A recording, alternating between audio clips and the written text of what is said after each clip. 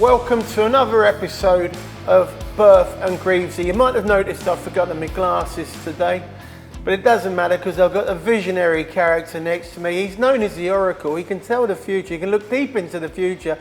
It's Frankie Greaves. Frank, how are you? I'm very good, Buffy. Thank you very much. Good. Glad you are, mate. Now, we've got an amazing show coming up on the 22nd of November.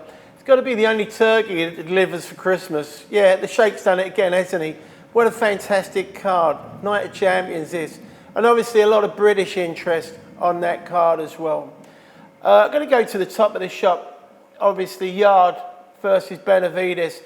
Now, you and Anthony Yarde have obviously got a history. You worked in the corner when he fought Kovalev. Yeah. So you really have got close to Anthony in the way that he works and the way that his corner works. What's your assessment of him? He's an unusual fighter, isn't he? He's fought some great fighters, and then for most of his career, fought fighters you wouldn't even recognise or know of. Yeah, I think for me, the biggest issue in Yarde's career probably has been the lack of depth of opposition. You know, look, he's clearly very physically gifted, punches hard, decent chin, heart of a lion. But he's just, for me, he's just lacking in that little bit of know-how. He's learnt on the job, didn't have an amateur career at all. And sometimes those slightly tougher fights let you learn a little bit about yourself. And he's not had that. Ultimately, he's been in with three very, very, very good fighters in Kovalev, Benavidez, and Lyndon Arthur, and lost all three of them. Obviously, he's avenged the Arthur defeat and beat him twice since. But yeah, it's a shame for me because I think had he had slightly tougher matches, he'd have achieved more. I hear what you're saying, but it's interesting, isn't it, that when you think about the fights that he's had and being thrown in incredibly deep after fighting, you know, good fighters, of course they're good fighters, but not world-class type fighters, or even guys on the fringes are world-class. Yeah. And then in fairness to him, he has done well when he's been chucked in. You only have to look at the lad to see he's genetically a very gifted guy. Absolutely. He's got some fantastic moves. Yep. I think he turned up at the right coach. Yep. He was genetically set up for the right coach because obviously they do a lot of volume stuff, and that lad would have the issue he would have would be volume, wouldn't it? Yeah. So the fact he's throwing a lot of shots. The question I would have in the Benavidez fight is the same thing Andre Ward said recently when he had an interview with Joe Calzaghe. And he said, Joe, I don't think I'd appreciate the volume. And I think that's where he might come unstuck in this one because Benavidez does throw a lot. Yeah, I think he does. I mean, look, for me, the unknown in this fight is Benavidez was a massive guy at 168, massive guy at super middle, massive physical advantages over most of the people that he's in with, bigger, physically stronger. I think we saw him uncomfortable in a Vosdik fight a few times, where he didn't quite have those physical gifts and advantages. And Yarde is a very, very, very physically strong light heavyweight. So I don't think he's going to get bullied, and I think potentially for me, Benavidez is going to have to be a little bit more circumspect about the way he pulls forward. But yeah, I think he probably just outworks him. I don't think he stops Yarde. No, I mean, I'd go along with that. But ultimately, you've got to think to yourself that Yarde at 34, you know, I've seen him sometimes, he looks a tiny bit reticent when he's in there against those top-end guys, which is understandable because of that lack of experience. Yeah. But I just wonder if this time it might be the one where he actually turns up and really goes for it. Yeah. Much as he did in the second fight against Lyndon Arthur. It was a different attitude, wasn't it? Yeah. He wasn't circumspect at all. That he's kind of like, I'm the governor, I'm turning up, I'm going to do it. Now, Benavidez is an interesting guy as well. Yep. He only had 15 fights as an amateur. Yep. And you know, I'm very good. I've got a very good talent. I can always tell when a boxer walks in here, I can always say to him, I bet you were a fat kid. And Benavidez was a fat kid, wasn't he? He was a fat kid, he was. Very strong kid, no doubt about it. But Yeah. Ultimately, he's had a few issues with like drugs-related stuff during his career. Mate, I think the other thing that's really interesting in this fight is, again, obviously, the Lyndon Arthur reverse aside, which he did come back and avenge in very good fashion. The two guys that have beaten Yarde have been massive punchers, obviously, in Kovalev and Benavidez. Now, again, you know, Benavidez is a decent puncher. He's got a lot of knockouts, a lot of stoppages on his record, but he's not a one-punch knockout merchant. And I'm really interested to see whether he can discourage Yarde, whether he punches hard enough at light heavy to really make a dent. Is age a factor in this? No, I don't think so. I think Andy... Yarde's a young 34. Yeah, he's a young 34. He ain't got any miles on the clock aside from those 2 reverses. I mean, even the Lyndon Arthur defeat wasn't really damaging. Well, he hasn't got really any true miles on the clock, has he, when you think about it? Only the Kovalev fight, obviously, in a better BF fight where no, he was tough on his fights, feet. but you think about that from the expanse of someone's career. Yeah, he's had 2 tough fights. Yeah, that's in it. those tough fights, he's only had 2 or 3 tough rounds. Yeah, that's right. You know, correct. I know, obviously, things can go very wrong very quick. Yeah. But I think he's still very fresh. No, I'll do. I'm going to say something crazy, Frank. I know you're thinking Benavidez points, aren't you? I'm actually not. No, I'm going for the upset. I'm going for Yarde. You're going for Yarde? I am going for Yarde. I can't believe it. I'm going to agree with the Oracle. How are you going to go, though, mate? What happens? I am actually going to go Yarde by stoppage. I'm going to go Yarde by stoppage. I think it's a big step. You know, we've seen it before. These guys that have massive physical advantages going up a division, expecting to be the boss physically, and it just doesn't work out that way. I think this is by far the toughest fight for Benavidez out there that isn't Benavidez or Bivol. Bivol, yeah. Do you know something? I'm going to go a little bit different from you, and this will be controversial, and everyone will say, well, that doesn't add up, but I do think Yarde does him on points. After possibly getting him on the floor, and also having a couple of wobbly moments himself, because he's that kind of kid. And do you know what? I hope Anthony Yarde wins, you know, because he's a lovely lad, isn't he? He is a nice lad. He's a smashing lad. He is a nice lad. So lad. if you're seeing this, Anthony, I hope you win. We're wishing you all the very best for it, mate. But whatever happens, I think it's going to be a cracking fight. Definitely. Yo people, it's James DeGale. You're watching 662 Boxing, where champions are made. This episode of Burf and Greavesie is sponsored by J.M. Clark. That's plant hire you can trust. Another very interesting fight on the card is the Devin Haney fight. Now, before we go to that, I've got to say, I've never really, I know it sounds crazy because he's been the lightweight champion of the world, I've never really been you know, he never really set me on fire. Yeah. When he beat the Australian kid, Kambosos. I thought Kambosos, how Kambosos ever beat Lopez, I'll never know. Yep. Brave enough, but very limited.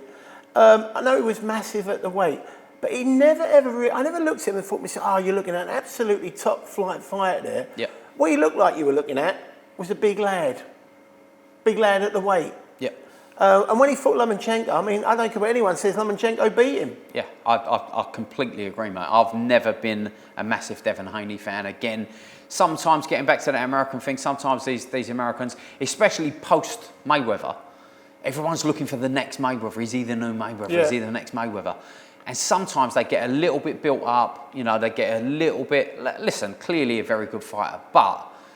Again, another one of these guys who's gone through the divisions in terms of weight. Is he a really good fighter? That's the question I'm saying. Well, I think he's very painted by numbers for me. I think he is a good fighter. He's very good at what he does, isn't he? He's very good at what he does. He's sharp. He understands what he does well and what he doesn't do well when he tries to stick to his plans. That's what I'm saying, painting by numbers. But he's very good at it. Yeah, no, I'd say that. Tell us about his opponent. So Brian Norman Jr., 28-0. I think he's got 22, 23 stoppages. Decent fighter. Yeah, very good box fighter, I would say. Yeah. You know, I mean, potentially, I think this could be tricky for Haney. Because at 147, he's not going to be massive anymore, is he? He's not going to be massive, and that's again gets back to what I was saying about Benavidez. These guys that come up in weight and they're weight bullies, you know, against Regis Prograde, Devin Haney outweighed him on the night by like 15 pounds, coming at 165 when he's made 140. Now, Norman probably won't be that heavy, but he will be big, he will be sturdy, and he can punch. And we've seen, obviously, Haney got dropped against Garcia, didn't like it, don't really like getting hit back, which is partly why he fights with the style that he fights with. So I think this could be really tricky. I mean, I'm favouring Haney. But I really want Norman to win. I like Norman. He's a decent fighter. I like his style. Do you know something that's interested me about Haney as well? Now I know you had the controversy about him making the weight and Garcia not making the weight. Yep. But if I'm being perfectly honest, I don't rate Garcia either. No. Right? I mean, don't get me wrong, fast hands and all that can bang a little bit. I'm not saying he's a bad fighter, but he's not a great fighter. Yep. But what was interesting to me in that fight was that when it started to go wrong for Haney, it went very, very wrong. Absolutely. He wasn't the kind of kid who could pick himself up, dust himself up, and he looks all at sea. And I wonder if he gets tagged again, whether the old memories might start kicking in. Mate, I completely agree. Again, one of these protected American superstars who's very quick to start complaining to the referee and looking like he's going to burst into tears in the ring. You know, I mean, look, Brian Norman... What does that say about modern fighters, Frank? Well, you know, mate, Brian Norman Jr. is a very real fighter. He's gonna bring it. Yeah. You know... That superstar status too quick, though, it's a very, very good point. Because you see this, don't you, with a few fighters. I mean, Teofimo Lopez is a great example, right? Teofimo Lopez, absolutely superb fighter. Yep. Beats Lomachenko. I picked that fight, didn't I? I was very proud of that pick. Yeah. Then goes and loses to Gambosis. It's like, how does that happen? Of course, you got carried away, didn't you, son? Of course, without a doubt. Got carried away with your son. Yep. I think this Devin Haney kid's the same. Well, you know what? I mean, I don't quite see it like that. I think Teofimo Lopez is obviously, for me, is a more talented fighter than Devin Haney. I think Haney, again, in this sort of post-Mayweather era, has been built up because he was blasting through these people at the lighter weights when he had these massive physical advantages. And I actually don't think he's ever been as good. Personally, you know, I mean, I think Lomachenko beat Haney. Obviously, we saw what Teofimo did with Lomachenko. You know, I just don't think he's ever really been as good as he thinks he is, or he's been built up to be. Well, look at what Lomachenko did to Gambosis. For sure. It's very tricky to cross-reference fighters, styles and all that. Absolutely, for sure. But, mate, I mean, I've been sitting here, before we started chatting, I was thinking about Haney, points. You're not anymore, are you, Frank? No, I'm not, mate. No. I've pulled you around to my way of thinking, haven't I? I'm going Norman I think the kid's got a mind bomb that's going to go off, mate. I'm going Norman. You know what? I'm actually going to go for Norman by stoppage. I think he punches hard enough and he's sharp enough to catch Haney. You know, Haney's got this tendency to jab and drop his hand. I'll be honest with you, like, you've said it exactly right. Yeah. I've seen the guy's style. I just don't think he's... I think what you say is correct. I think he's been a weight bully. Yeah. Things have gone his way because of it. The moment they haven't gone his way, I just think he's one of them ones that when it starts going wrong, it'll go wrong very quickly. And I'll tell you why I say that as well. Yeah. Because when you know my thing, isn't it? That fighters can either be very bright or a little bit straightforward, and either one of those guys is good. Yeah. I find him somewhere midway up the spectrum. Yeah, I think he'll have a little chit-chat with himself and say, do I really need this? Yeah. What's your pick? My pick is Norman, stoppage 9-12. Late Stoppage. Legs start getting a bit wobbly, picks him up. Yep. Probably gets outboxed early, gets into it in the mid-rounds, starts landing a few bombs, starts picking up on a few of Haney's mistakes, and Haney just don't like it up him. Mate, to point of phrase, you know, he don't like it up him, mate. No, that is superb. That was Dad's Army. It was. Right, so you've heard it from the Oracle. Devin, if you're watching it, we don't think you like it up, yeah? But well done, sir. So late round stoppage for the other kid then? Definitely, mate. Yeah. What's up, guys? It's Malik King Scott, and I'm here at 662 Boxing, where champions are made. This episode of Burf and Greavesie is sponsored by J.M. Clark. That's plant hire you can trust. So, even more British interest on the show on the 22nd. Sam Noakes, WBO lightweight fight. Abdullah Mason. Mm-hmm. Now, I know you've got some very strong opinions about American fighters, period. Yep. But maybe even especially about this kid. What's your opinion of Abdullah Mason? Mate, so far, he's done everything right. He looks amazing. His balance is great. Southpaw, power with both hands, sharp. I mean, super sharp, accurate. But he's been in with absolutely nobody, pretty much. I mean, he's won the North American Boxing Federation title. Southpaw kid? Southpaw kid, yep. Fiddly and awkward? Fiddly and awkward, yeah, but aggressive as well. Great counter puncher. You know, left hand's absolutely beautiful. He looks the real deal. But there's always a worry for me when they've been in with nobody. I mean, there's plenty of guys operating around that 135 division that have been there or thereabouts that are a little bit faded. He hasn't even been in with them.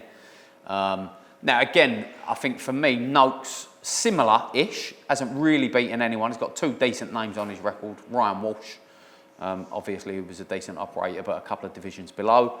And Yevon Mendy, who had a 50-50 or backwards and forwards with Luke Campbell a few years ago. 1 loss, 1 win.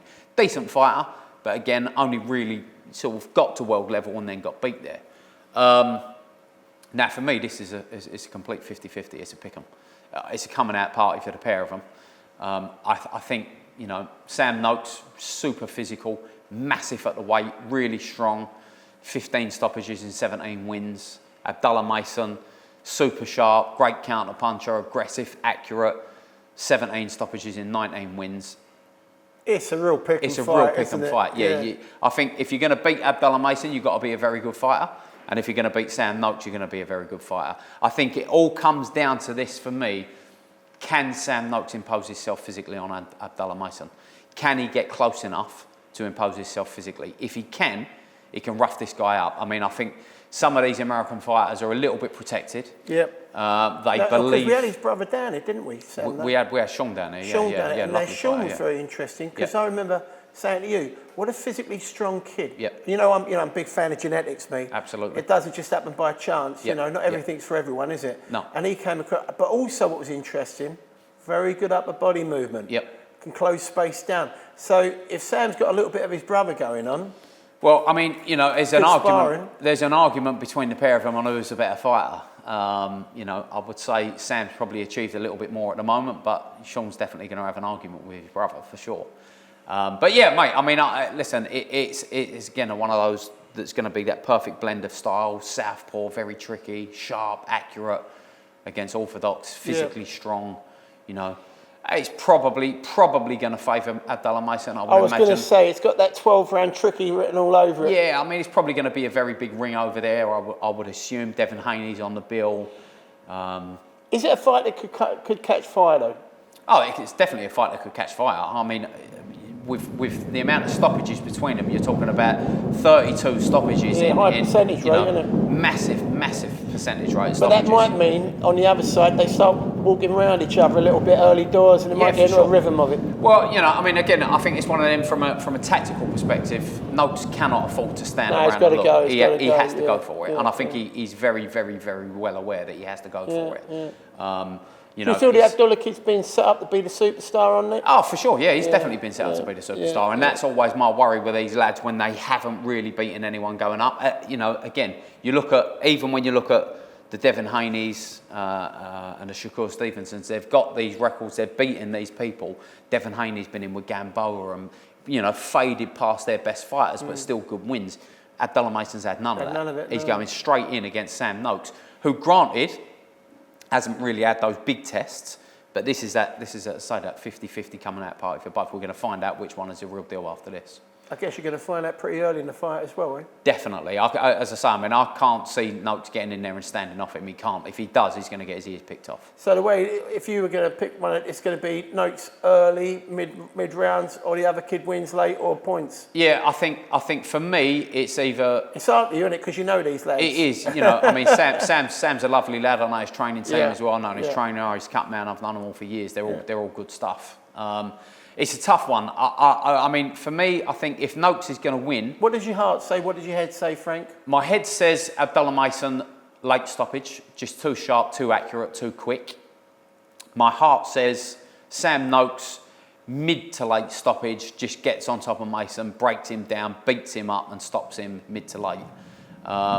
If I had to put money on it, I'd probably go with Mason. But yeah, heart says Noakes. Well, I've seen you, Frank, when you put your hand in your pocket. You're never too keen to do it. So if you were going to put that, I think I'd go with that as well, if I'm being honest. Yeah. Maybe a little bit more polish. Yeah. Maybe the other kid getting banged a bit too much at length and the percentages going the other way, start tripping them over a little bit. Yeah. I'll go with you on that. So we're basically both saying Abdullah, late round stoppage. Yeah, I think so. Yeah. In a very good fight. In a very good fight. I think it catches fire. Where Sam can come again. Yeah. Yeah, definitely. This episode of Burf and Greavesie is sponsored by J.M. Clark. That's plant hire you can trust. Another fight on the show, Jesse Bam Rodriguez fighting Fernando Martinez, who is a former super flyweight. I don't know a lot about Fernando Martinez, but that Bam Rodriguez, he's the real thing, isn't he, Frank? He is the real thing, mate. Yeah, he looks very much the real thing. He's beaten decent fighters. He's got a decent amount of stoppages. I think he's got 15, 16 stoppages in 22 wins. Can clearly punch. Great variety, goes to the body, mixes it up well. He's got everything out. Not easy to discourage the kid. Absolutely not. I mean, the job that he did on Sonny Edwards, I know Sonny Edwards can't punch, but we've never seen anyone even land on Sonny Edwards like that, let No, alone, that's let alone right. beat him up and stop And that him was like very that. interesting to me because Sonny Edwards is class. There's no two ways about Quality. it. Absolute He's a bright quality. lad. He's class. He knows what he's doing and he couldn't do anything with him, could Nothing he? at all. Nothing at all. I mean, that kind of feeds into this fight as well. You know, Martinez is decent. I think this is his 5th world title fight. He won it and then defended it 3 times. Been a little bit inactive over the last couple of years, if I'm honest. I think he only had 1 fight last year and 1 fight the year before. But fundamentally, again, he's a non-puncher. He's got 18 wins and 9 stoppages. And I think anyone really that can't, you know, if you cannot discourage Bam Rodriguez, him, are you? you're not going to Be beat like him. fighting a Nui, wouldn't it? Yeah, I mean, it's absolutely mental. The guy's got so much variety. He's patient. The angles that he creates, he just understands his game. He understands what he does well. He's amazing. He's a very unique fighter, but in truth, actually, thinking about it, in a strange way, he reminds me of a Nui because you know how they've got that thing, their distance control is so good. Yeah. And it's not like they're doing anything particularly complicated, Yep. but what they do well, and you get a lot of it, and you get hit really hard with absolutely zero relief. So the concentration levels, in a different way from a Lomachenko, Yeah. the concentration levels have to be incredibly high. And that in itself is exhausting, isn't it, Frank? I think for me, with Rodriguez, it's that constant proximity pressure. He's always on his opponents, but he's always taking little steps. He's always creating little angles, little moves. And again, he fundamentally understands where he's going and finds those shots that you don't get hit with by other fighters. That's exactly what you say is correct. He does those, but he does 2 clever things, doesn't he? He gets those little moves that then put them into strange places, and all of a sudden they're up against it. Yep. And I now I've got to get out, and he's got another move for you there as well. Absolutely, yeah. And it comes back to that high pressure. Yeah.